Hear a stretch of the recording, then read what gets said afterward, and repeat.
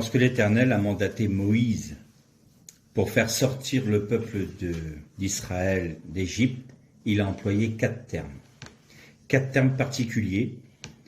Le premier, c'était Veotseti, donc ça c'est en hébreu, Veotseti qui veut dire « je sortirai ».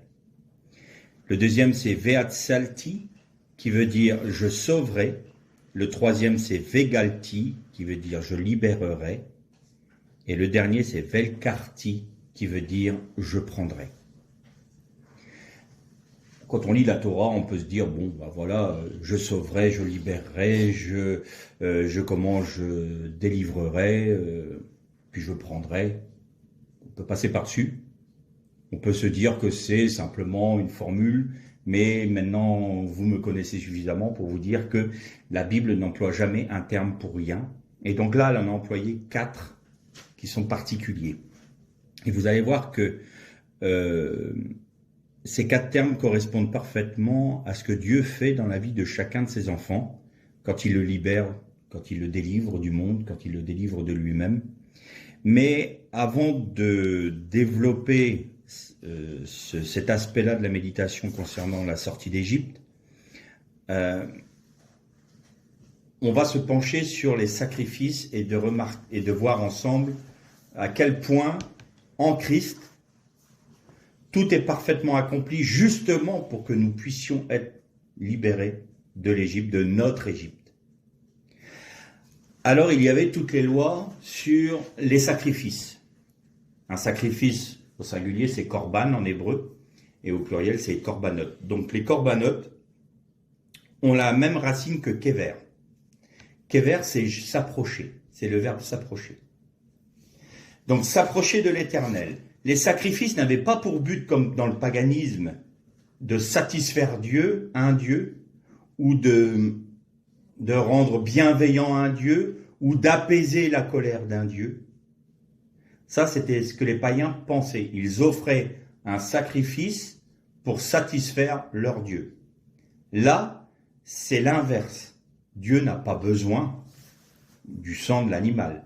Dieu n'a pas besoin d'un animal qui soit mis à mort, qu'il soit de telle et telle manière, on va détailler tout ça, et qu'il soit consumé par le feu. Dieu est esprit, il n'a aucun besoin, en termes de nourriture ou en termes de biens, d'avoir un sacrifice. Alors, pourquoi les sacrifices? Les sacrifices étaient, comme nous disions, établis pour que l'homme pécheur puisse s'approcher de Dieu. Et il est assez intéressant de noter qu'à chaque fois qu'il est parlé des sacrifices, donc sacrifice pour le péché, sacrifice de communion, sacrifice par élévation, ce n'est jamais offert à Elohim. C'est toujours offert à Yudkevavke, donc à la miséricorde. Le sacrifice est offert au nom de la miséricorde. Ce n'est pas du tout au nom de la rigueur. Parce que si c'était la rigueur qui devait gouverner le monde, alors nous serions tous condamnés, nous serions déjà détruits. Parce que le salaire du péché, c'est la mort. Le péché, dans le peuple, a porté 5 façons de mourir. Il y avait 5 mises à mort possibles. 4 qui étaient concernées par les sacrifices, donc par les corbanotes, et un 5e qu'on va développer un peu plus loin. Dans le Lévitique au chapitre 20 et au verset 27, c'est « Si un homme et une femme ont en eux l'esprit d'un mort ou un esprit de divination, ils seront punis de mort, on les lapidera, leur sang retombera sur eux. » Donc la première mise à mort, c'est la lapidation. La deuxième, c'est « Alors tu frapperas du tranchant de l'épée les habitants de cette ville, et tu la dévoueras par interdit avec tout ce qui s'y trouve, et tu en passeras le bétail au fil de l'épée. » Ce verset, c'est dans Deutéronome 13-15. Là, c'est quand le condamné est voué par interdit. Là, c'était le tranchant de l'épée qui devait le mettre à mort. Il y a une troisième façon de faire mourir qui, elle, a un côté particulier. parce qu'elle n'est pas dans le Deutéronome, mais nous la retrouvons, ni dans le Tanakh, mais nous la retrouvons dans le chapitre, dans l'évangile de Luc, pardon, quand il est dit que les pourceaux reçurent les esprits des démons qui étaient dans l'homme, qui étaient dans les tombeaux, et ils se jetèrent dans la mer, donc ils sont morts par étouffement. L'étouffement, c'est très important. Pourquoi? Parce que là, ça concerne vraiment l'esprit. L'esprit, c'est le souffle. L'esprit de vie, c'est le souffle. On en a parlé, la rouar, c'est l'esprit de vie. Donc l'étouffement, c'est ne plus avoir d'esprit. C'est ôter l'esprit, qu'il soit pur ou impur. Donc là, quand il y a des esprits démoniaques, ça correspond à l'étouffement. Le quatrième, c'est brûlé par le feu. Là, vous trouvez donc dans Lévitique 21:9, si la fille d'un sacrificateur se déshonore en se prostituant, elle déshonore donc son père qui, lui, est sacrificateur, donc un Kohen. Encore pire si c'est le Kohen Gadol, le grand prêtre. Et donc, elle sera brûlée par le feu. Voilà les condamnations. Et la dernière, on la trouve dans Deutéronome 22, et si tu mets à mort un homme qui mérite la mort et que tu le pends au bois, tu ne le laisseras pas toute la nuit sur le bois parce qu'il rend impur le pays, parce que c'est une malédiction. Donc le fait d'être pendu au bois était le symbole d'un homme qui était voué à la malédiction.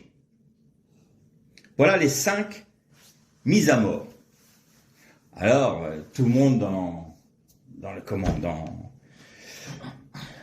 le monde que l'on connaît et qui sont contre la Bible vont dire « Oui, mais vous avez vu comme la Bible est sanguinaire, comme la Bible est dure, comme votre Dieu est un Dieu dur. » Non, ça c'est des condamnations à mort. Mais il a été établi les sacrifices. Sacrifice d'expiation. Donc le sacrifice se substituer à la condamnation pour celui qui était repentant. Maintenant, observons. Quand le sacrifice était mis à mort, il était jeté à terre. On le couchait sur le sol. Le fait de le jeter à terre correspond à la lapidation. La lapidation, vous tombez sur le sol sous le coup des pierres qui vous sont jetées. Donc, le prêtre prenait l'animal, le couchait sur le sol. Ensuite, il lui tenait fermement le cou qui correspond à l'étouffement. Ensuite, il était égorgé. Ça, c'est le tranchant de l'épée. Et pour finir, il était brûlé. Donc, vous aviez les 4 condamnations à mort qui étaient représentées là. Alors, il faut savoir effectivement que la mise à mort du sacrifice, du korban, était quelque chose aux yeux du peuple qui était une série d'événements pour l'animal. C'était relativement long, parce que il fallait le coucher, le tenir, l'égorger, le vider de son sang. Ensuite, il fallait le dépecer, mettre les éléments sur l'autel des sacrifices et les brûler. Et lorsqu'il le pécheur voyait l'animal subir à sa place le châtiment qu'il devait avoir, parce qu'il avait la loi, il avait la Torah, il savait que si la jeune fille du sacrificateur se prostituait, elle savait très bien qu'elle devait être mise à mort par brûlure.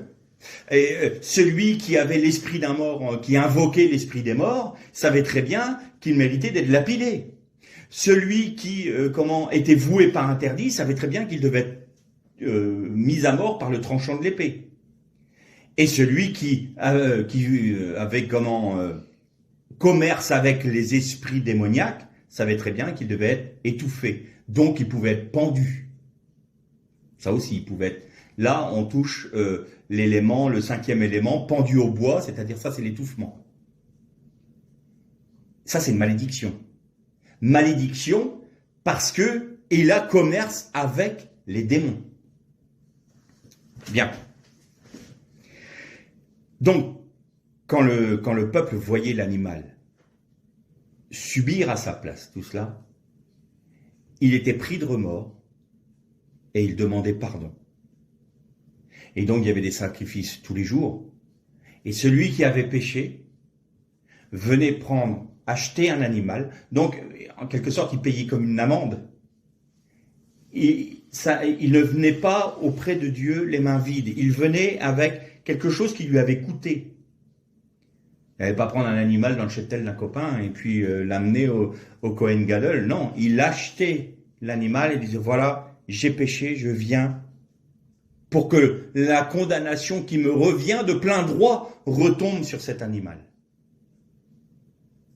Et donc c'est ce pourquoi les sacrifices étaient mis en place. Pour être substitués à la condamnation des hommes.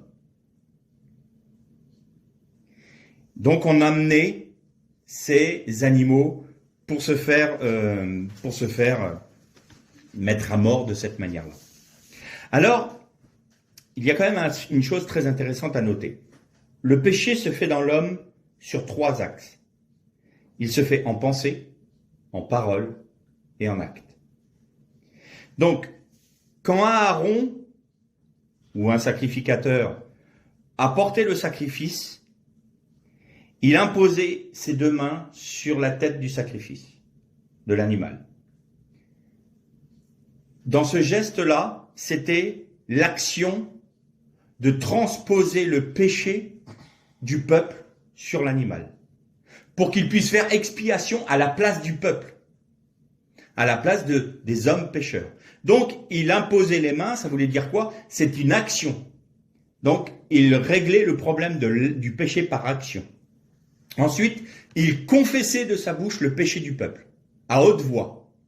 Il imposait les mains et il confessait le péché. En ce faisant, il transférait le péché du peuple sur l'animal et en le confessant, il réglait le problème de la parole, du péché par la parole.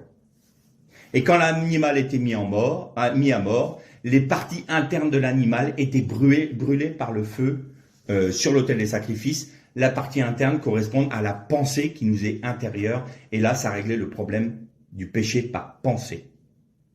Donc, les corbanotes, les sacrifices, n'étaient pas une mise à mort au hasard, n'avaient pas une signification pour faire très cérémoniale. On impose les mains, on couche l'animal, on l'égorge. Non, et tout cela avait une logique spirituelle.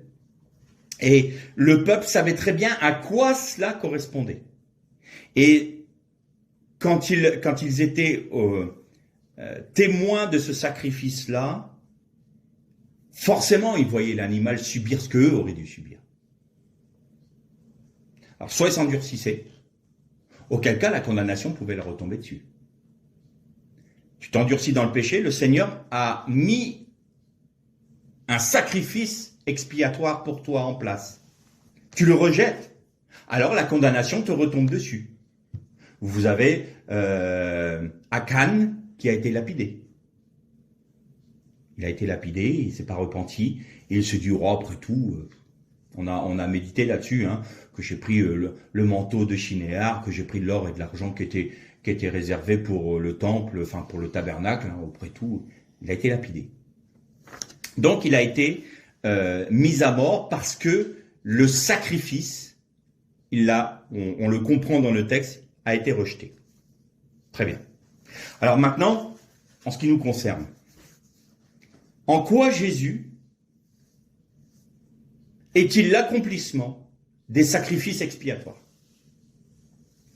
Eh bien, on a dit qu'il y avait 4 façons de mourir: lapidation, tranchant de l'épée, étouffement et brûlé.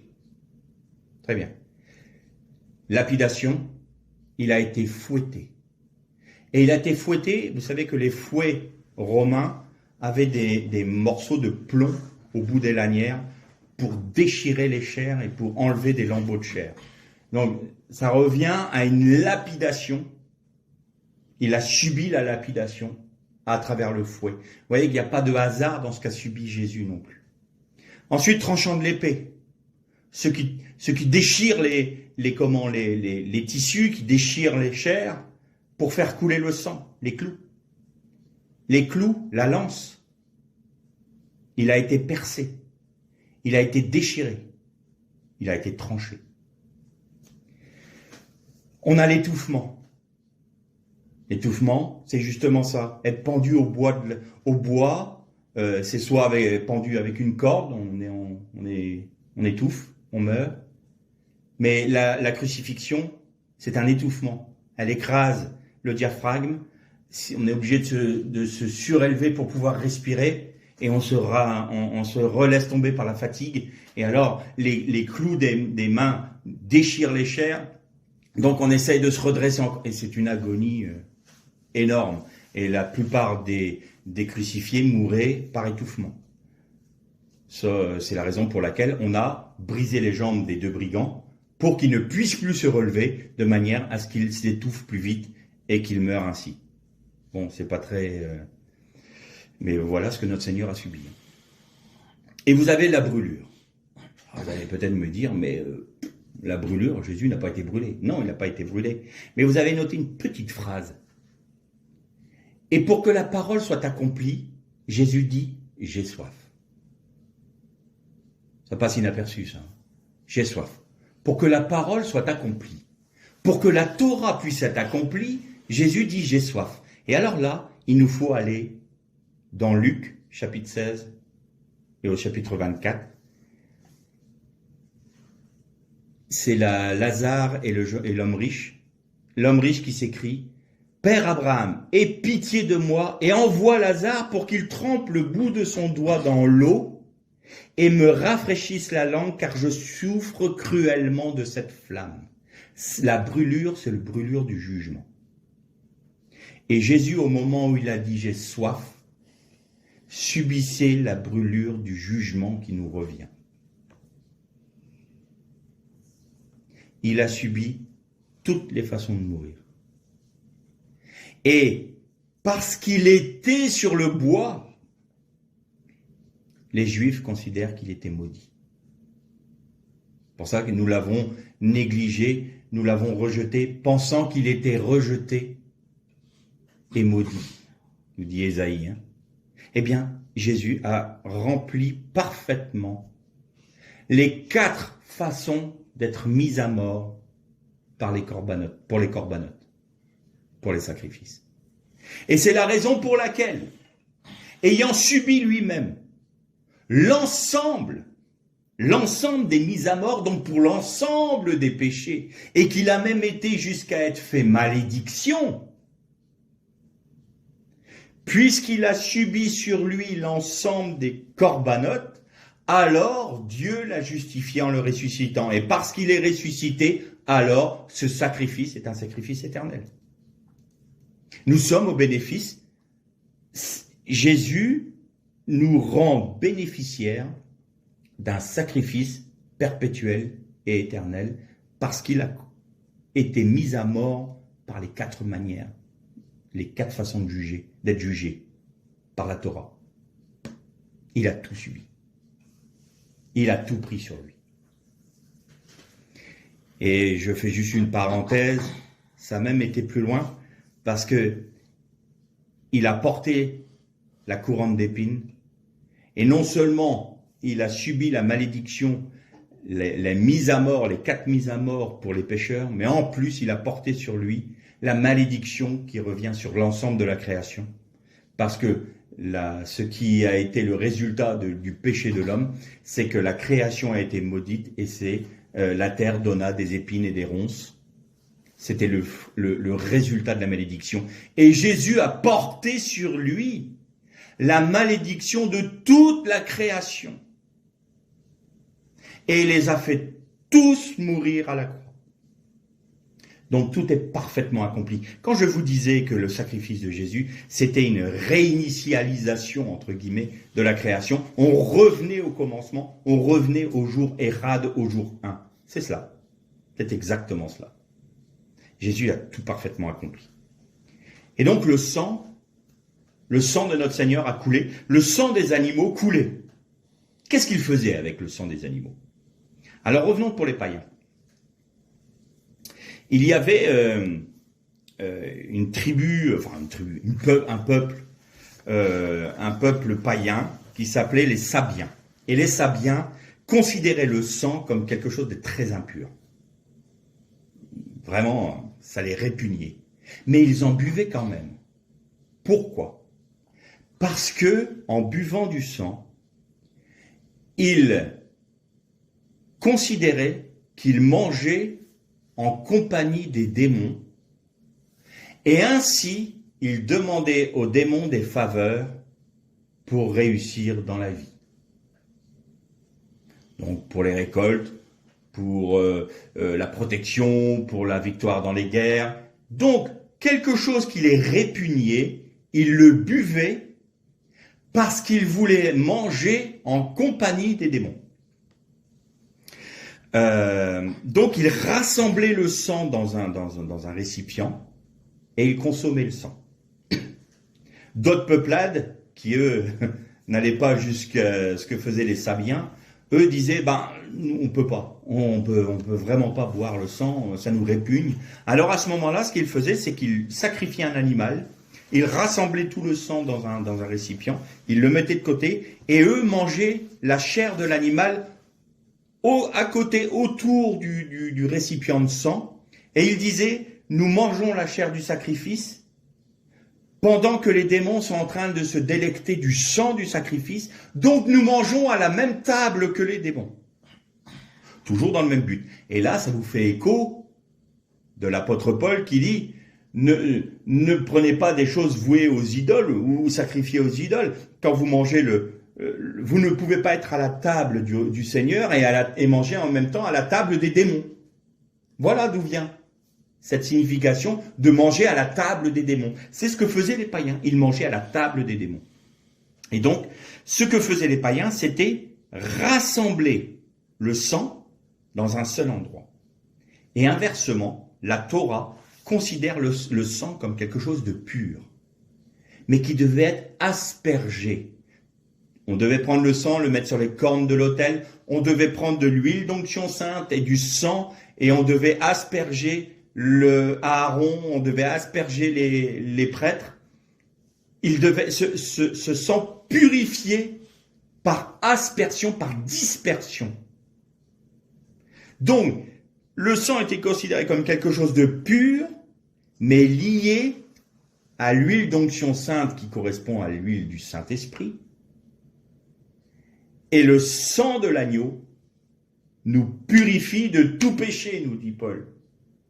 C'est pour ça.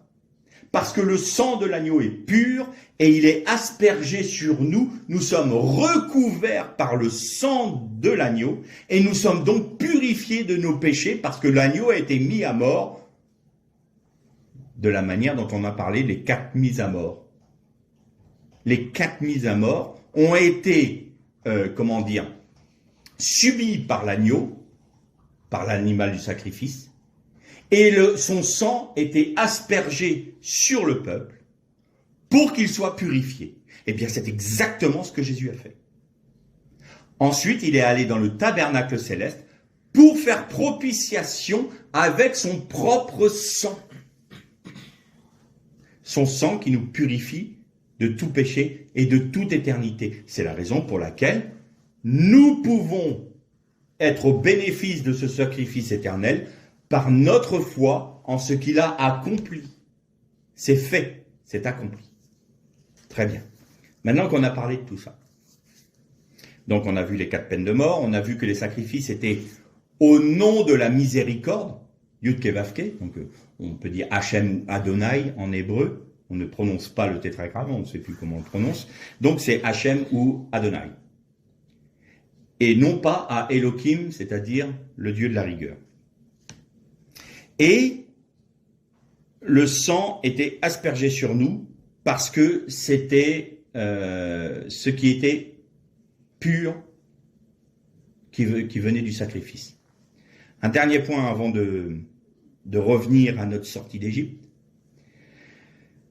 Le sang et la graisse des animaux ne devaient pas être consommés. Pourquoi? Parce que le sang c'est la vie de l'être. Et la graisse, c'est le prototype de son corps. Et donc, consommer du sang ou consommer de la graisse revenait à porter préjudice à la vie et à l'essence même du corps de l'animal. Vous voyez ce que je veux dire?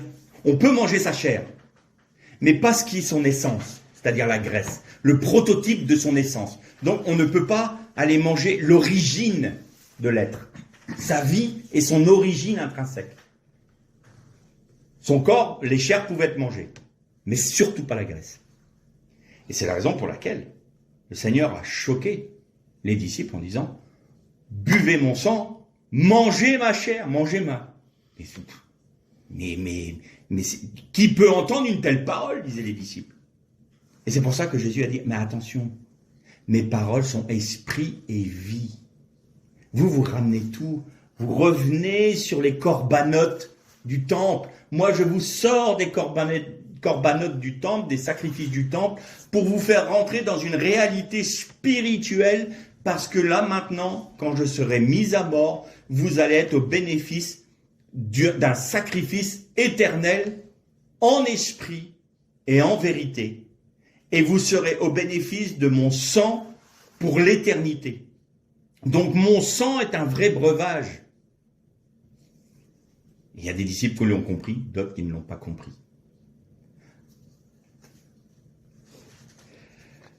Revenons un peu à la sortie d'Égypte. 4 termes. Veotseti, Vetsalti, Vegalti, Velkarti. Je sortirai, je sauverai, je libérerai et je prendrai. Si je vous pose la question, pourquoi Dieu nous a sauvés?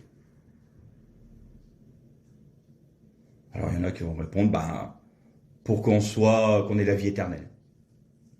C'est pas faux.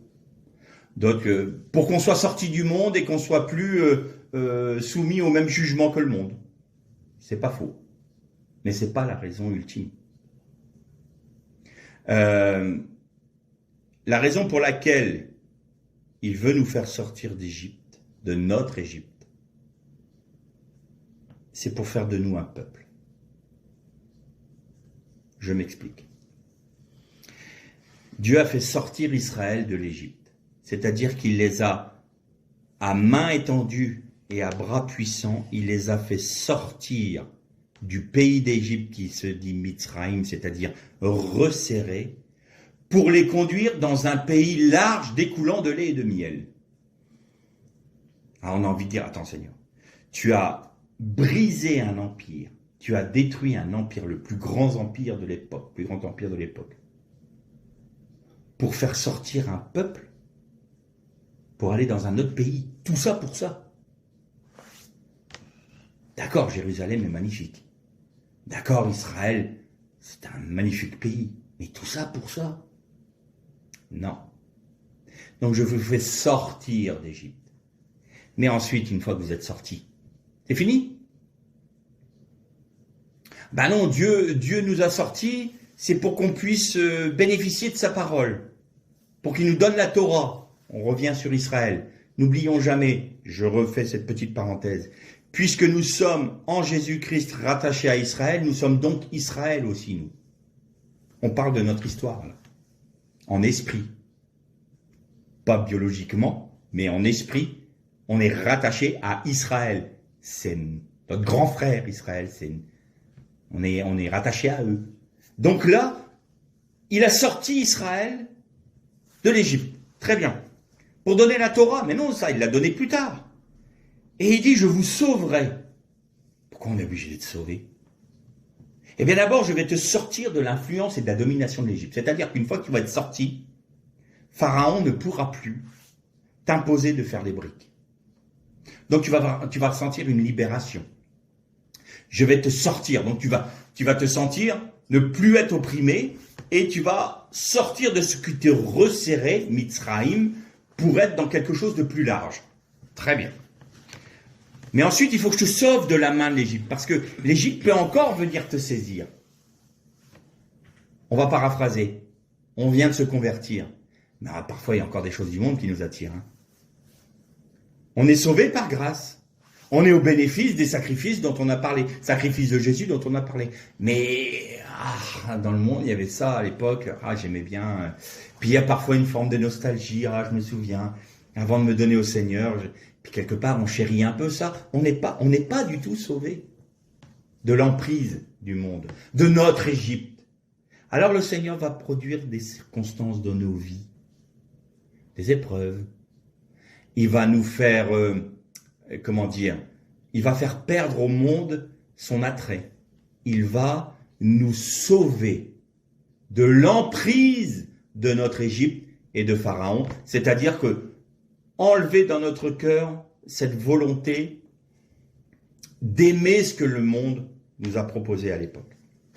Et ensuite, je vous libérerai. Alors, là, la liberté, c'est une fois que le travail de sauvetage a été fait, la libération, c'est le monde n'a plus d'emprise sur nous. Là, on est rentré dans le désert, on est parti. Ça y est, on s'est éloigné du monde. Les épreuves, l'action du Saint-Esprit dans notre vie nous a fait nous séparer. Vraiment, il y a une scission avec l'Égypte, notre Égypte, avec le monde. C'est-à-dire que là, même l'attrait du monde, il n'y a plus rien pour nous. Vraiment, on est là, le monde nous désespère. Ce qui nous là à nous offrir ne nous correspond plus. On est là, on est dans le monde, mais on n'est plus de ce monde. On le vit, on ne le dit pas, on le vit. C'est différent de dire « Ah, je suis plus du monde, je vis dans le monde, mais je suis plus du monde. » Ah, puis tiens, après tout, je peux me permettre ça, là. Je vais pas tout déclarer. Allez. Moi, je te demanderai pardon, c'est pas un problème. Et puis là, j'irai bien pour les plus jeunes, aller en boîte de nuit, le Seigneur n'a rien contre ça. Hein. Rien contre ça, allez, on peut faire ça. Oh, puis je peux me permettre un peu d'excès d'alcool, après tout. Le Seigneur, il y a même Paul qui a dit à Timothée, bois un peu de vin. Oh, alors vous voyez, parce qu'on peut toujours trouver des textes. Hein. Donc, Timothée buvait un peu de vin pour son estomac. Alors nous, on en boit beaucoup, comme ça, on n'aura pas de problème d'estomac. Il y aura juste le foie qui calange pas, mais c'est tout. Mais l'estomac, ça ira. Donc, vous voyez l'attrait du monde. Et là, tout d'un coup, tout ça, non, il n'y a plus d'attrait. Non, franchement, ce que le monde n'a pas à nous offrir ne nous correspond pas. Et là, on arrive au point ultime de la pensée de Dieu. Je vous prendrai. Je ferai de vous un goy gadol, une nation, une grande nation.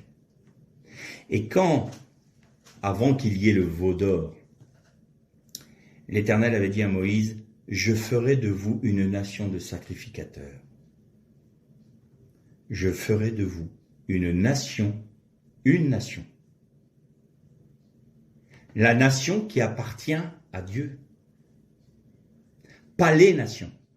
La nation qui appartient à l'Éternel. On va essayer de reprendre ça calmement et de bien peser les mots. Dieu veut faire de nous sa propre nation. Celle en qui il prend plaisir et celle au milieu de laquelle il va faire sa résidence. Dans le Olam Haba, dans le monde à venir. Et là, je vis la nouvelle Jérusalem descendre d'auprès de Dieu. Et il n'y avait plus de trône, il n'y avait plus de temple dans la nouvelle Jérusalem parce que l'Éternel était son temple. L'Éternel vient habiter au milieu de son peuple. Et c'est ce qu'il voulait dans le tabernacle. Quand il a dit, je ferai ma demeure parmi vous, donc dans le tabernacle, mais c'était dans le texte hébreu, c'est plus que ça, je ferai ma demeure en vous. On sera tellement on sera tellement unis que je serai au milieu de vous, mais en vous. Et là, on retrouve ce texte de Paul, je crois, qui dit, et à la fin de toute chose, le Messie se soumettra à Dieu, une fois qu'il aura eu tout soumis sous ses pieds, que Dieu aura mis tout sous les pieds du Messie, le Fils se soumettra au Père, et le Père sera tout en tous. je ferai de vous une goy gadol, une grande nation. Et le verbe velkarti, c'est le même verbe que quand un homme prend une femme pour femme. C'est une union maritale. Dieu s'unit à sa créature. Nous sommes la seule créature avec laquelle Dieu veut s'unir. Mais pour que cela puisse se faire, il fallait que Jésus souffre les 4 mises à mort.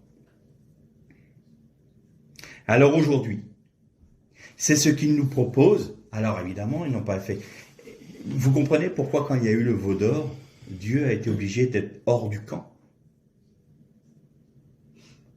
Tu mettras une tente hors du camp et tu viendras à ma rencontre. L'Éternel était hors du camp. Les Hébreux se lamentaient de voir cela parce qu'ils voyaient le tabernacle et ils voyaient qu'elle devait être au milieu du camp, au milieu. Et puis le tabernacle était monté à l'extérieur du camp. Dieu ne pouvait plus être au milieu de son peuple.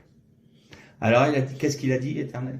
J'enverrai mon ange devant toi, parce que si j'y vais moi-même, alors attention, regardez bien, si j'y vais moi-même en tant qu'Élohim, je te détruirai. On revient aux condamnations à mort. Mais j'enverrai mon ange devant toi, et l'ange, c'est l'ange de l'Éternel, c'est Yud Kevavke, c'est la compassion, la miséricorde, c'est Jésus. Et parce que Jésus, ma compassion, ma miséricorde marche au milieu de toi, alors je peux faire ma demeure en toi. Et le tabernacle est revenu au milieu du peuple. Parce que c'était l'ange de l'Éternel qui était au milieu de son peuple. Et donc, par son sacrifice, par l'établissement des sacrifices, des corbanotes, par le sacrifice de Jésus, la rigueur, c'est-à-dire l'Éternel Elohim, peut, en Jésus-Christ, résider au milieu de son peuple. Voilà ce que c'est. Voilà le but de Dieu. C'est nous faire sortir de notre Égypte, pas pour nous sauver du monde seulement, pas pour nous donner sa parole. Bien sûr, puisqu'on sait que sa parole, il a mis par écrit son âme et il nous l'a donnée. Mais c'est pour faire de nous son peuple, c'est-à-dire pour faire de nous son épouse. C'est ça le but de Dieu. Il veut nous donner tout pleinement, pas des petits morceaux. Ah Seigneur, je te bénis, tu m'as sauvé du monde. Oui, mais c'est plus que ça. Mais Seigneur, ça me suffit. Non, tu veux pas être mon épouse. Quoi Seigneur, on peut faire ça? C'est ça que tu veux pour nous? Alors je sais pas vous, mais moi c'est oui tout de suite, hein, à fond, on y va, feu patate. Par contre, feu patate, attention. Alors là, ça va être le côté un peu moins, ce qu'on aime moins entendre et un peu moins glamour. Pour pouvoir être comme ça, il faut accepter d'être nous-mêmes sur la croix. Ça fait pas plaisir, parce que quand on sait ce qu'a subi le Seigneur, on se dit, oula, ouais, ça veut dire que notre chair est condamnée à mort. Est-ce qu'on l'accepte? Oui, alors Seigneur, je suis mort devant toi. Je n'ai plus rien à revendiquer. Je n'ai plus rien à te dire. Je n'ai certainement pas le droit de juger ce que tu fais dans ma vie. Tu es mon créateur, je suis ta créature, tu es mon Dieu, tu es mon Père, tu es El Shaddai, tu es ma miséricorde, tu es tout mon tout. Et en Jésus-Christ, je suis ton épouse, l'épouse de l'agneau. Alors, j'accepte de mourir à moi-même, de ne pas revendiquer quoi que ce soit, parce que tu as tout accompli pour moi. J'ai vu ta mort, Seigneur, j'ai vu tes 4 mises à mort, Seigneur. Comment pourrais-je encore revendiquer quelque chose qui permettrait à ma chair qui t'a amené à ça, pour la laisser vivre, la laisser ressurgir? C'est une offense qu'on fait au sacrifice de Jésus. Est-ce qu'on peut honnêtement se permettre de le faire? Je ne crois pas. Alors oui, nous allons passer par des moments difficiles dans nos vies. Le Seigneur n'a jamais promis que ça serait un chemin de pétales de rose. Alors, toutes ces doctrines de... alors maintenant, vous aviez Toronto. Là. Toronto, c'était la prospérité, hein, c'est ça. Il me semble que c'était ça. Enfin bref, il y a l'évangile de la prospérité.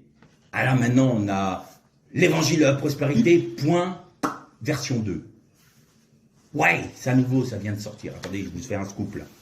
Et ben maintenant, la prospérité a quand même bien pris un coup dans l'aile parce que quand même, hein, les histoires de la poussière d'or qui tombe, la poussière des anges, les dents en or et compagnie, ça faisait un peu bizarre. Ah mais maintenant, non, mais Dieu veut que vous vous réalisiez et que le fait que vous soyez béni par Dieu, vous pouvez, la preuve que vous êtes béni par Dieu, c'est que vous pouvez réaliser tous vos rêves. La preuve. Ah mais je vais vous donner une preuve biblique, moi. Dieu est capable de vous donner plus que vous pouvez imaginer. Imaginez. Et j'ai l'imagination très, très fertile, moi. Voilà ce qu'on me fait dire à la Bible. Tu peux rêver de tout ce que tu veux, Dieu fera encore plus. C'est la preuve que tu seras béni. Alors tu vas avoir un jet, tu vas avoir une super maison, tu vas avoir, je sais pas moi, une maison au Baléares, une maison en montagne, parce que bah oui, il faut profiter de la vie. Hein. Ah bah tu rêves, c'est magnifique. Tu te réalises dans la vie parce que Dieu te bénit.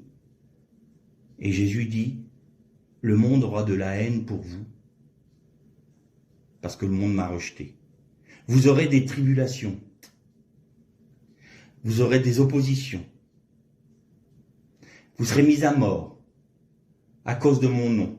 Vous serez persécutés à cause de moi. C'est le rêve de qui, ça? Et pourtant, c'est le chemin de la vie. Parce que c'est le chemin du renoncement. C'est la preuve que nous renonçons à notre Égypte. Accepter la croix, c'est arriver au stade de la libération.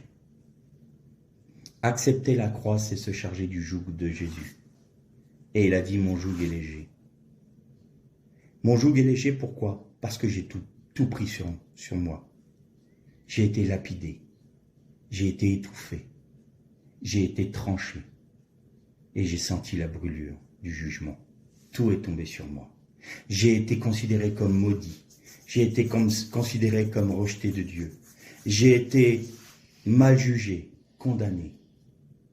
Mais accepte ce chemin, parce que ce chemin va t'amener à une union avec moi, union avec ton Dieu, avec la possibilité d'être ce peuple de sacrificateurs. Paul en reparle ça. Il a fait de nous un peuple des sacrificateurs pour Dieu son Père. On reprend exactement la promesse que l'Éternel avait faite à Israël avant qu'il donne la Torah sur le mont Sinaï. Vous voyez que en Jésus-Christ, nous sommes rattachés à la même promesse d'Israël, c'est-à-dire que nous sommes un peuple, une grande nation, la nation de l'Éternel. Alors acceptons le chemin qui nous est proposé. Ne nous rebellons pas contre Dieu. La rébellion, c'est ne pas pardonner à Dieu. On en a parlé la dernière fois. Qu'est-ce qui prouve qu'on ne pardonne pas à Dieu? Évidemment, on ne va pas dire Dieu, je t'en veux. On ne va pas dire qu'on condamne Dieu. Mais quand on récrimine contre tout ce qui arrive dans notre vie, on dit au Seigneur, bah non, tu ne diriges pas toute ma vie. Toutes les circonstances de ma vie ne sont pas entre tes mains, parce que regarde, tu ne permettrais pas quand même ça que ça m'arrive. Mais si, je le permets. Attends, Seigneur, tu veux dire que le fait que je me sois cassé le pied l'autre jour en tombant de l'échelle, oui, c'est moi qui ai fait en sorte que ton pied glisse de l'échelle. Tu le reconnais, ça? Mais pourquoi? Mais parce que il n'y a pas un seul moineau qui ne tombe sans que je ne le sache. Je compte chacun des cheveux de ta tête. Quand il y en a un qui tombe, je le sais. Donc le fait que tu tombes de l'échelle, je m'en suis pas rendu compte peut-être.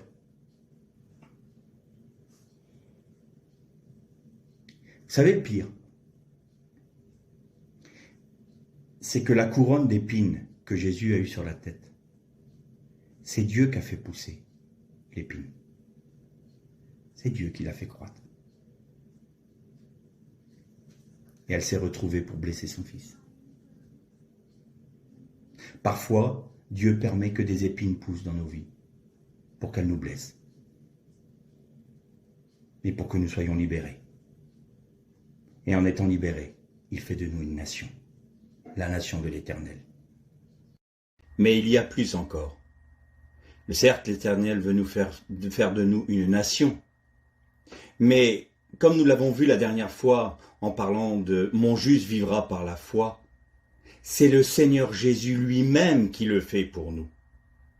C'est-à-dire que cette acceptation, cette possibilité de vivre cela, d'accepter les circonstances de nos vies, d'accepter que les épines nous blessent, c'est Christ lui-même qui le fait pour nous, à travers nous, par notre foi, parce que mon juste vivra par la foi. Donc mes frères et sœurs, accepter cela, accepter les circonstances de la vie, c'est de permettre à Dieu d'agir dans notre cœur et dans notre être par le Saint-Esprit pour produire ce que Christ a fait et de faire de nous la nation de l'Éternel. Que le Seigneur vous bénisse.